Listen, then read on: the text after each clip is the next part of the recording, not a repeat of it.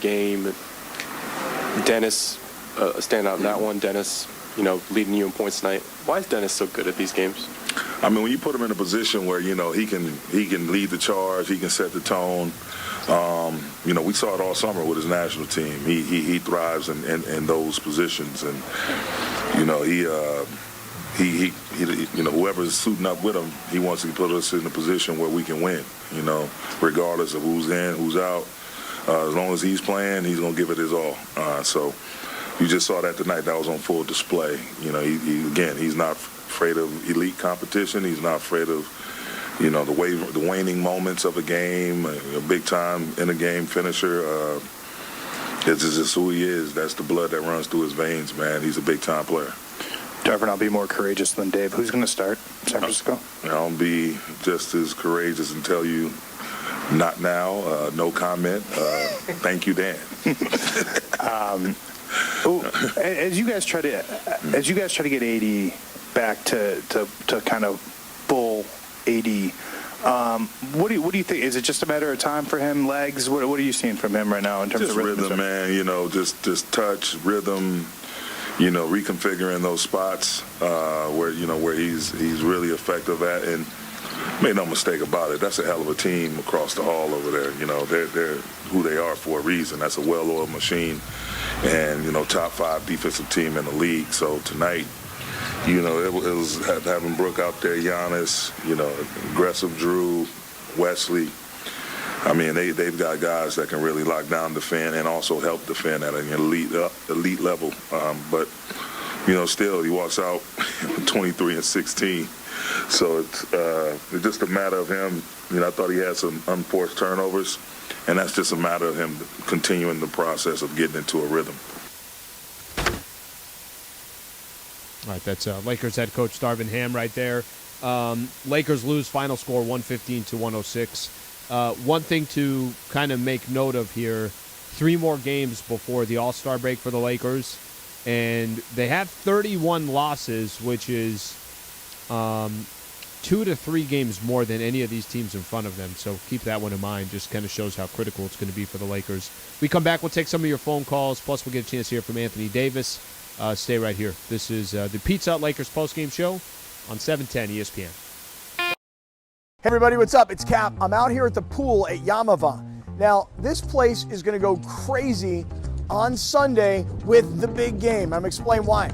Because for every touchdown scored, Yamava is giving you $1,000. Do you understand what I'm saying? We need a very high-scoring Super Bowl so you can win lots of money. And I plan on giving away a lot of Yamava's money. I'll see you here on that Sunday.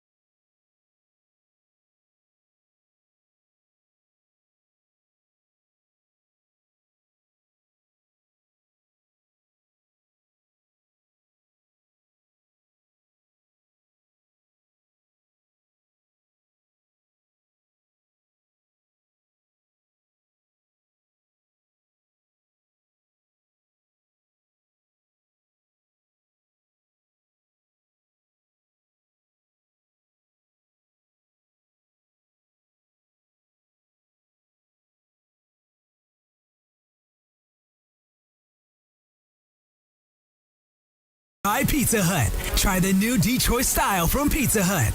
No one out-pizzas the Hut. Hi, this is Anthony Davis of your Los Angeles Lakers. Hi, it's LeBron. The Lakers play here. It's time for Lakers Postgame with Sliwa. Now, here's Alan Sliwa. High Points in the Paint all season long is sponsored by Vista Paint. Right now, local residents can take 40% off on factory direct high-quality Vista Paint products. A Vista Paint team member will show you how locally owned, manufactured, and operated since 1956. Visit vistapaint.com and start saving. Bucks over the Lakers, points in the paint, 54-44. Bucks over the Lakers in the game, 115-106, the final score. Mentioned a couple times, Lakers now 6 games below 500. Let's take a couple phone calls, then we'll go to Anthony Davis. Let's go to Neil in Porter Ranch. Neil, what's going on? Alan, I am excited about this Laker team, and I've been following them since Bill Sharman, Jerry West, and Mitch Kupchak were the general managers of the team. I think Rob Pelinka gets an A++ for what was done in the past few days in acquiring players for this championship run. And I'm not kidding you when I say championship run. The addition of players, the mature and veteran of D'Angelo Russell, Malik Beasley, Roy Hachimura, Mo Bamba, letting Russell Westbrook have a new invigorated career elsewhere. I think that it will allow some other players that are on the Lakers, like Austin Reaves, and just other players blossom and flourish and play better. And we heard that the locker room was not a pleasant locker room, and I think it will be. Alan, I'm so excited. Neil, I appreciate you calling in. Let me respond to some of the stuff that you said. So, I love that you're excited. I like that you like those trades. I mentioned this morning. I mentioned it yesterday. I think the Lakers are better today than they were 48 hours ago. But I'm also, I don't want to be too optimistic until I see what it looks like, because you can look at trades. I think it was critical that Russ is no longer a part of the team. I think it's critical that the Lakers move on from some of the players that they had. I'm not going to lose sleep that Patrick Beverley's not there. But I'm also, we have to be realistic of where the Lakers are. They're 6 games below 500, and they have 26 games left. Doesn't leave you a lot of time. There's not a lot of margin for error. And while they try to gain continuity, and they try to figure out the chemistry, and they try to figure out strengths, weaknesses, and everything else, you don't have much time left. So you said to go make a championship run. You will not hear those words coming out of my mouth, because I think that's so far out there. All I could look at is, can they get in the play-in tournament? And then if they're able to get in the play-in tournament, then the goal is, can they be one of the top 8 and get in the playoffs? Then if they could be one of the top 8 and get in the playoffs, then you start looking at, okay, is it Nuggets in the first round? How can you win 4 games against the Denver Nuggets? And that's the kind of step-by-step that I would look at this. I can't look that far, nor would I allow myself to, because to be honest with you, I don't think it's I don't even think it's a conversation. They're 6 games below 500. They got a lot of work to do in these final 26 games just to be a part of the top 10. That's how I look at this team. And I still think that they got better over the last 48 hours, but I'm also trying to be realistic with what I share with some of the Laker fans out here. All right, let's see what we got here. Ken in Newport Beach. What's going on, Ken? Hey, hi, Alan. First, let's talk about the trades. The 2 things that the Lakers were really at the bottom of the NBA in was three-point shooting and defense. And I have to give props to the general manager and the front office, because they certainly helped the three-pointers. They've got 3 guys that can now shoot three-pointers. And I think when Bama's playing, and also a couple of the other guys, the defense is going to be much better. So I congratulate them on that. And by the way, I went through the rest of the games, and yeah, I'm a little over realistic, but I got them at 18-8. And I think I could put them as high as 8th place. As far as today's game, I thought we would get more from AD coming off a terrible game that he played. but he really wasn't all there. But on the other hand, I always felt that Dennis was, I don't want to use the word scared, but intimidated to do what he does best, and that's move the ball around and take the shot when Westbrook was on the court. And even a little bit when what's his name was on the court. Patrick Tonight, yeah. he was free and clear, and it was one of the better games he played, and I hope that's what we're going to see the rest of the year. All right, Ken, appreciate you calling in. Let's take a quick listen. You mentioned Anthony Davis. Here's AD on the Lakers' loss to the Bucks. Great first defensive half, obviously, for you guys as a team. Managed to tie it there late in the second as well. How would you just kind of assess start to finish? Competed. Tough third quarter defensively. We gave up 38 points in the third quarter, which was ultimately the X factor in the game. Made a run in the fourth to get back, but guys competed. Shorthanded. All the new acquisitions are getting ready for I think Saturday, but I think our guys competed. Played well on both ends of the floor. Had some miscues that they capitalized on, but for the most part, I think we did a really good job. You mentioned the new acquisitions. I guess starting there, just how excited are you to welcome them into the club, and then obviously that urgency to win, making them as comfortable as possible? Yeah, I'm gonna try to get some things in with them tomorrow. D'Lo is, D'Lo, able to score the basketball, play make, Malik sniper, and then Vando, elite offensive rebounder, another wing big that we added, and also defend multiple positions.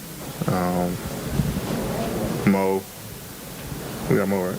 Yeah, okay. Make sure nothing happened while the game was going on. Someone passed you a study sheet. Yeah, I didn't see him, so I didn't. Big construction floor. Also, shot blocker, rim protector. So, just trying to get these guys acclimated pretty quickly. Excited to make a run. AD, I want to go back a little bit. Tuesday. No, you don't want to talk about that? No, y'all, come on now. I mean, people want to. No, you don't. You don't know me and Braun's relationship. You don't know me and Braun's relationship. No, I mean, I don't think that. I was just wondering what you. Nothing. Sad about the game. I mean, we're losing to the Oklahoma City Thunder, a game we needed, and I was pissed off that we were losing. It's that simple. I mean, it's nothing had to do with Braun. He knows that. I mean, everybody else is outside looking in. That's their opinion, but I was pissed off that we were losing the game. Did he talk specifically about what some of the different guys can do, but sort of in a more big picture sense, do you think that a reset for this room is good? Can it be a positive as you guys hit the stretch of new energy, some new bodies, new faces? I just got to put everything together. Obviously, we know what we have on paper. Got to put it to the floor. We're behind the 8 ball, so we got to do it with some urgency. I know these guys coming in are, ready to get going, and tonight all these guys were just saying that they're ready to play. So Saturday will be our first game together, and we're just trying to chip away at it before All-Star. We got 4 games, 3 games. Try to go 3-0, and then you get a break and get other guys back, and everybody get a break and let their bodies heal, and then come back and make another push. What's the message when guys come into this room, they see yourself, they see LeBron, and there's maybe a sense of deference and stuff like that, but I'm guessing you don't want these guys to defer when they get here. You want them we need them to be who they are. I mean, we need Malik coming in, shooting the ball, D'Lo, scoring, playmaking, Vando doing what he's doing, defensive end, offensive rebounds, Mo stretching the floor, rim protecting, and we don't need anyone to be something they're not, or coming in and like, oh, Bron, AD, whoever, also whoever, we need them to come in and be, who they are. Amy, do you think these moves will fill some much-needed holes when you guys are making the push for the playoffs? Yeah, I don't know. We haven't played a game together, practice, nothing, so I'm not sure. Like I say, on paper, we look complete. Shooting, playmaking, scoring. Add a little bit more experience. So, we'll see. But like I say, we look good on paper. Since you came here in 19, the constant for the franchise has been you and LeBron, and you've had a ton of teammates and haven't been through all that. Is there anything that you've learned that will help to fast track this process, knowing that basically you have 2 or 3 weeks to get this thing right before you probably run out of time? Yeah, I think the biggest thing is going to be me and Bron. Bron was already talking to D'Lo and Malik about some of the things, how we play. Obviously, their D'Lo's IQ is high. These guys' IQ is high, so they can pick up on things quickly. But like I say, it's going. I hate to say it's going to take time, but we don't have time. But that goes back to these guys not deferring. These guys coming in, being aggressive, being who they are, and I think me and Bron are able to adjust as well to be successful.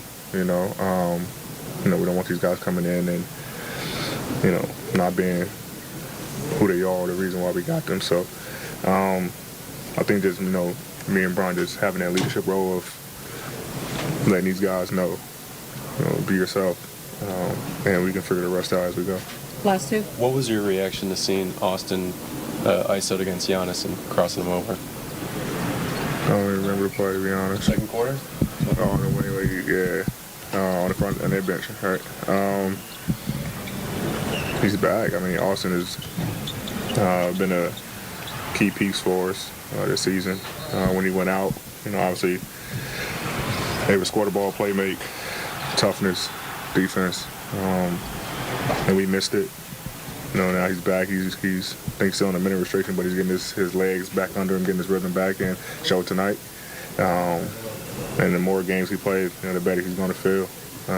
But it's a regular play for Austin. Russ obviously had his highs and lows here. What was your reaction to kind of seeing him be dealt? Be who? Oh, dog? Dealt. Russ. Oh, be dealt. How they say be dog? I mean, I think like he said before, it's a business. I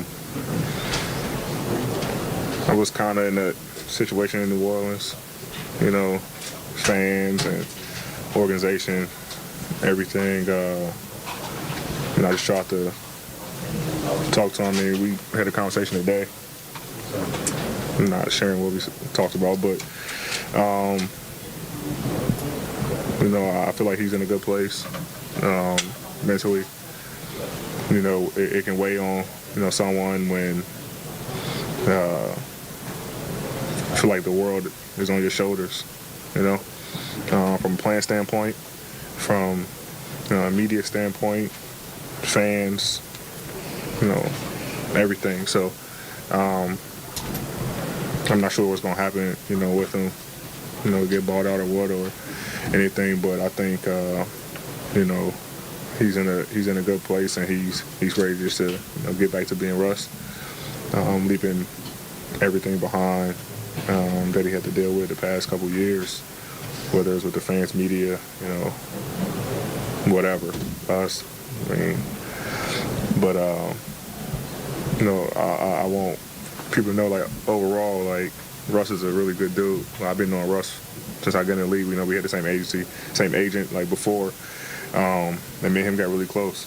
So outside of all the basketball stuff or what people say about him on the floor and everything, like, he's really a good dude. So, the perception on him is he's not and he's this and that, but I think he's gonna be fine. All right, that's Anthony Davis right there. Interesting listening to him talk about Russ. This is a new chapter for the Lakers. They've obviously moved on. That trade, which was executed over a year and a half ago, clearly did not go as planned, and now the Lakers will try to move on. They lose tonight to the Milwaukee Bucks, 115-106. We come back, we'll get a chance to hear from Austin Reaves. Stay right here. Appreciate you guys tuning in. Pizza Hut Lakers postgame show on Saturday. Hey everybody, what's up? It's Cap. I'm out here at the pool at Yamava. Now, this place is going to go crazy on Sunday with the big game. I'm going to explain why. Because for every touchdown scored, Yamava is giving you $1,000. Do you understand what I'm saying? We need a very high-scoring Super Bowl so you can win lots of money. And I plan on giving away a lot of Yamava's money. I'll see you here on that Sunday.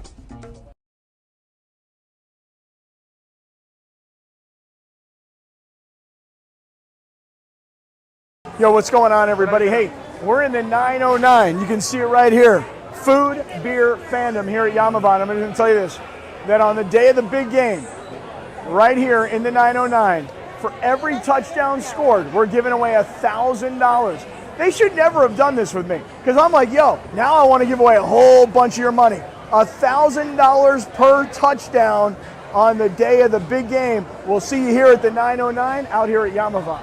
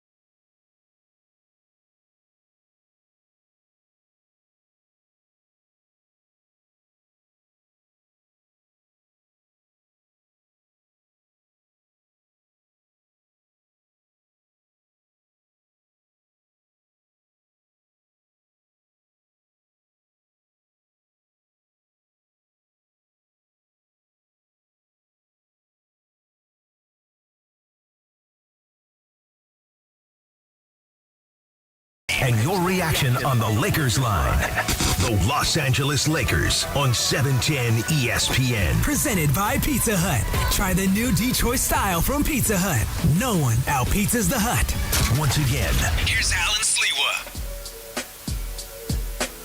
Lakers lose to the Milwaukee Bucks, 115-106, the final score. Dan in Inglewood. What's going on, Dan? Hey, how's it going, Alan? Thanks for taking my call. You got it. Just wanted to shout out Walker and Reaves for showing up tonight after being involved in the trade rumors and whatnot, and shout out to Schroder. But I just kind of wanted to see what you thought about AD and sort of his role as, 1A, 1B, whatever you want to call it, and just kind of as the de facto leader for the game tonight. Didn't really get what you would want to see from him. So thoughts on him? I know he's coming back from injury and still, we're that. Just Sure, Dan. I'll take it from there, and I appreciate you calling in. So I'll tell you this: for me on the Austin Reaves and Lonnie Walker, nice to see them, get significant playing time. Not only did they just come back, but it takes a second to come back, and the lineup's been incredibly clogged. I don't think anybody knows how much playing time they're going to get. Austin Reaves had 18 tonight. Lonnie has 15. They both look good. And Dennis Schroder, they're 25 and 12. The Anthony Davis as trying to kind of lead the Lakers without Bron. You probably do it in certain games. Not going to probably do it against the Milwaukee Bucks, one of the best teams in the league. Look, they could focus on Anthony Davis. I think he had 23 and 16, shot 9 of 22. They could focus their attention on him and make other guys score, and that's kind of what they did. That was really their game plan on Anthony Davis tonight. If the Lakers are going to make a run, he's got to be great. LeBron's got to be in there too, doing his part and leading the team as well. Okay, let's take a quick listen here. Here's Austin Reaves on the Lakers' loss to the Milwaukee Bucks. Well, Austin, after the last game tonight, you looked like yourself again. Assuming you felt that way, how do you get to that point after being out with the hamstring, and how does that make you feel as you approach the next couple of games, which are going to be different, right, in terms of all the guys you have coming in and figuring out what the lineups are? Yeah, I mean, it feels good. Obviously, wish we won, but I was out for I think a little over a month, so your wind goes a little bit, your legs go, so it was nice to get out there in the OKC game and kind of get that first win kind of out of the way in the first couple minutes, and then tonight I just felt like it was another game. It felt like my wind was well, and I felt like we played really good basketball as well. Not sure if you've had conversations with the coaches yet, right, about kind of what the plan might be and your role starting off the bench. Russell comes in, Beasley comes in, Bev goes out, Russ goes out. It's just different, right there. How do you see that, and how do you try to focus on that as to what, to the best of your ability? Yeah, I mean, I haven't had in-depth conversations with the coaching staff on what my role or anybody else's role looks like going forward, but one thing I know for certain, we're super excited. The guys that we got, we feel like everybody can kind of bring a different aspect to the game and kind of fill some holes that we had these first however many games we're playing. So we're super excited about that, and just for me it's kind of been the same thing since I started. I mean, just do what I can do to help the team be successful. I mean, if coach asks me to do one thing, that's what I'll do. If it's others, I'll do the same thing. But I feel like we got a group of guys that's just like that. So we're excited to get them, acclimated to what we got. Just a quick one for me, the crossover on Giannis. What did you see? At what point did you decide to go to that move? And what did you think of how it worked out? It was just a basketball instinct. Honestly, I seen him in front of me, and I was waiting for AD to come set a screen, but he kind of stopped for a second, and then I was like, well, I gotta make a play somehow. So good move, it worked, and it was a layup. Hey, Austin. Looked like there was a different vibe out there. I don't know if it was because of the trade deadline or not, but now that the deadline is passed and you guys know that you're going to be here, just how much, is that like a weight lifted off your shoulders, or how does that feel? It's kind of tough to explain. Not that, it's really much different, but like you said, it's after that, it's, you have what you have. And I agree. I felt like, we caught a good vibe out there, playing the right way, doing the right things, and the energy was good as well. So, we just look to continue to do those things, but I'm super excited with what we did tonight, how we competed. Hey, Austin. I was going to ask about the Giannis crossover, but I'll improvise here. Not basketball related, what's the state of your golf game? What are your favorite golf courses in LA? And will you be at Riviera in a couple weeks? If I have time, yes, definitely will be there. Love golf. I played Riv once. Beautiful course, shot a 78.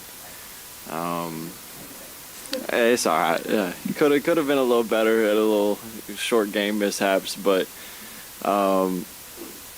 Riv's up there, Hillcrest is up there. I play Angeles National a lot.